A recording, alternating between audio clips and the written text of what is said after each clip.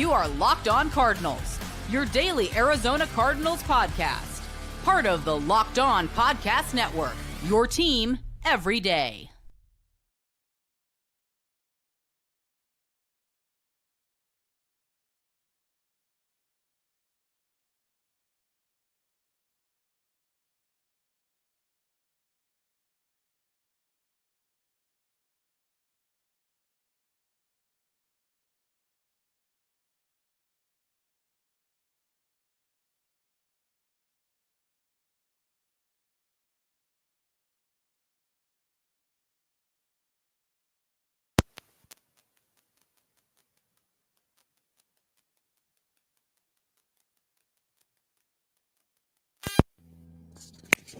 All right, can you guys hear me now? Is this better? Give me a 1. We good now? We good now? Check. Can everybody hear me? Okay, cool. Yeah, so we can talk about how the Cardinals just looked bad. They they got beat, they got dominated, all things. We've been talking about this for months and months and months at this point. I've really tried, and I talked about it this past week on Locked On Cardinals. I've really tried to stay away from it's the injuries game, okay? Because I know it's dangerous. I know it's an excuse. I know it's something that it's a losing way to look at how the Cardinals are losing. I understand all that, okay?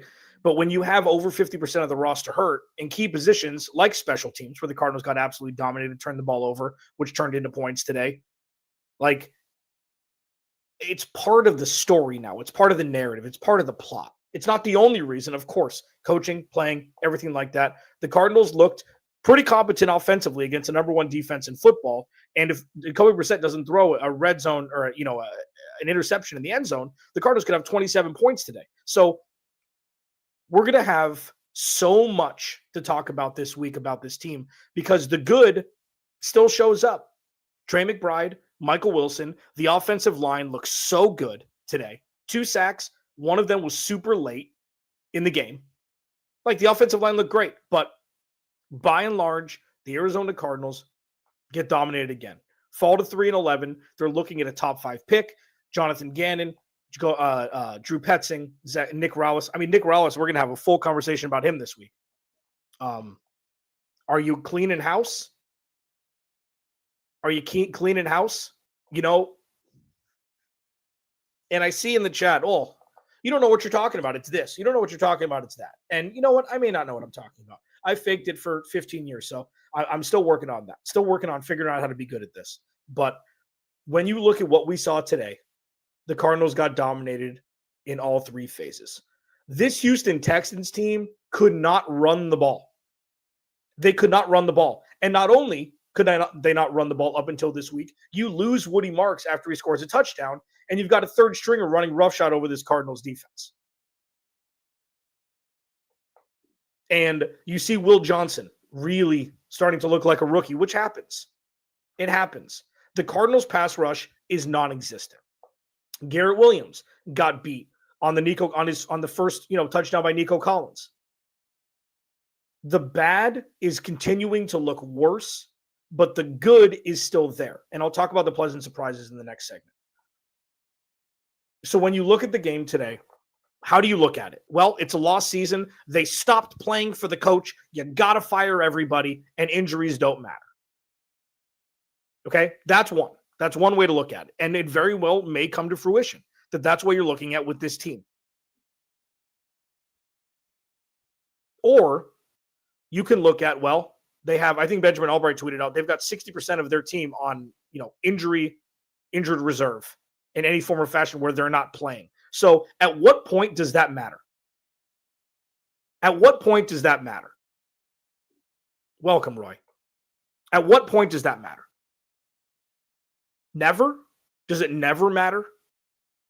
Are we just going to say, oh, the 49ers can do it, so anybody can do it? Just because teams are injured doesn't mean over 50% of the team is injured. So it's part of the conversation. It's no longer an excuse. It's a reason. And I was, up until last week, I wouldn't even talk about it. Like, listen, they got to power through. They got to figure it out with the guys that they have. But now they're down to third, fourth, fifth strength guys at multiple positions. It's like, when do you have a conversation where it's like, Jonathan Gannon, who can coach this team? Could Vince Lombardi come out and get wins for this team? This, at this point, is a pure production issue.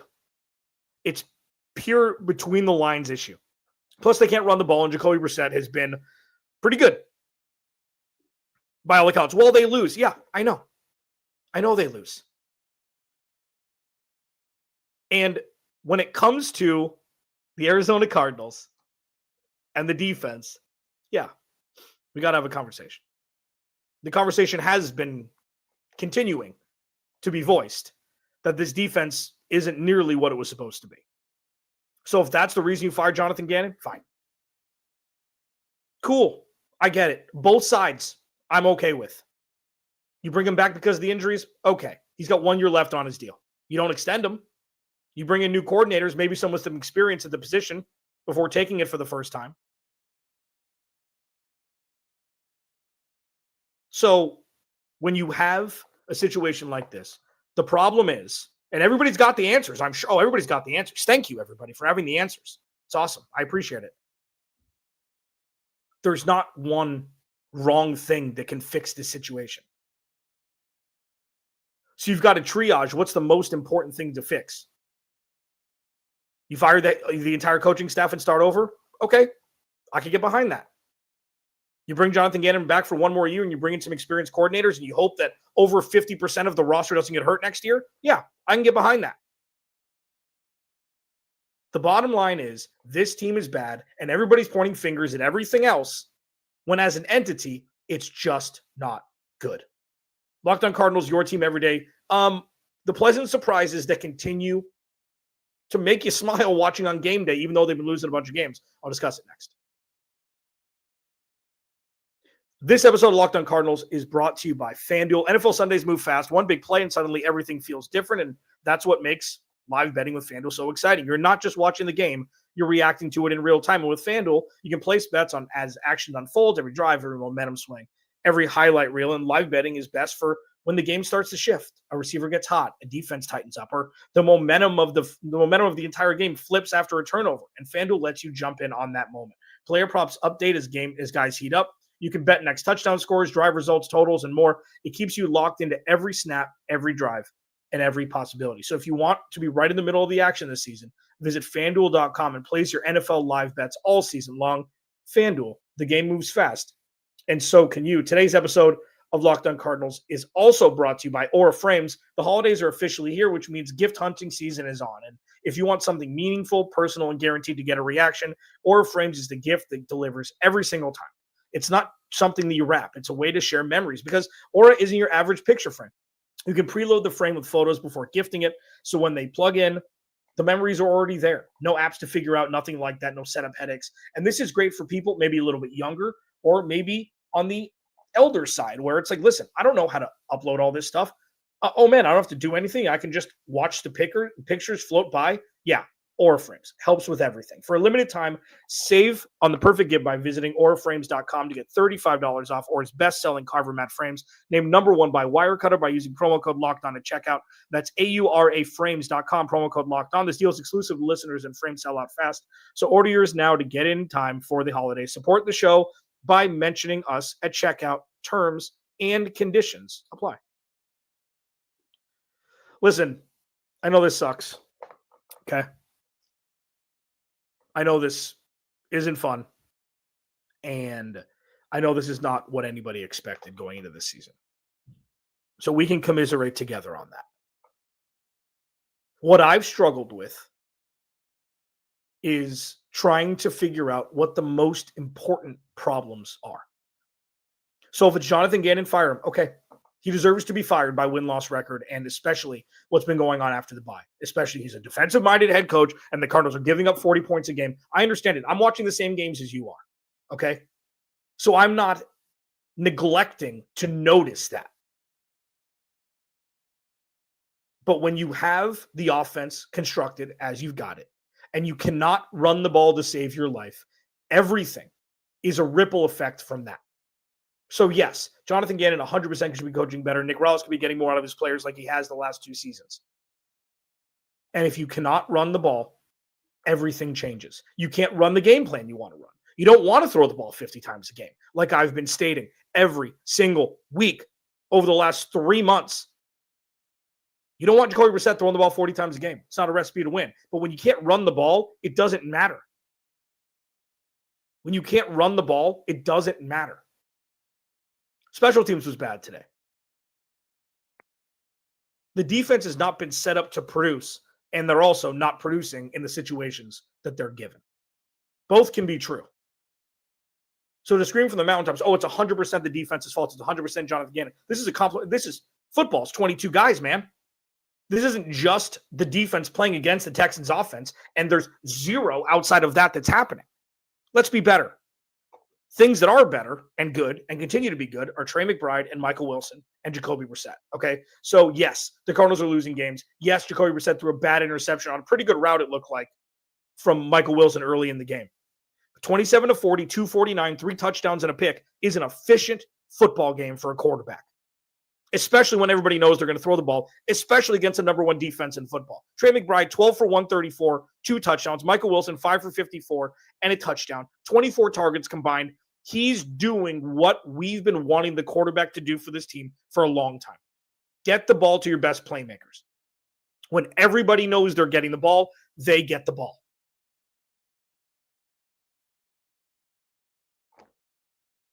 So these are things that can continue into next season.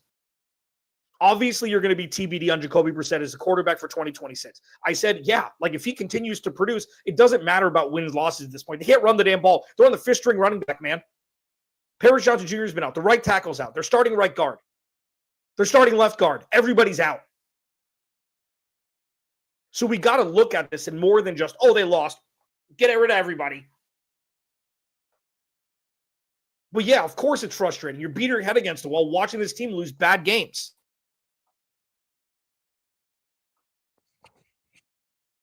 So, listen, it's not been great. Ball balls. Can you guys hear me? Where's the no volume coming from? Somebody drop a 1 in the chat if you can hear me. I'm not sure. I see everything coming up from my end. Trey McBride, Marvin Harrison Jr. moving into next season with Michael Wilson. I mean, is it bad? Yeah, they're losing all their games. But what we're seeing as what the crux of this offense is going to be next year, that's promising, right? Like, it's not all bad. They're not losing 31-3 every game. And I know that this is like the closest thing to rainbows and butterflies as I do. But Trey McBride is the best tight end in football. And you know what makes him the best tight end in football? Opportunity. I know some of this is garbage time. I know a chunk of it is. But that doesn't mean the opposing defense has stopped trying to defend Trey McBride. And all he does is produce. And all Wilson has done, I know he had a down game today. He had a slow start. He had one ball that he's caught more times than not down the field, and he dropped it today, knocked the wind out of him.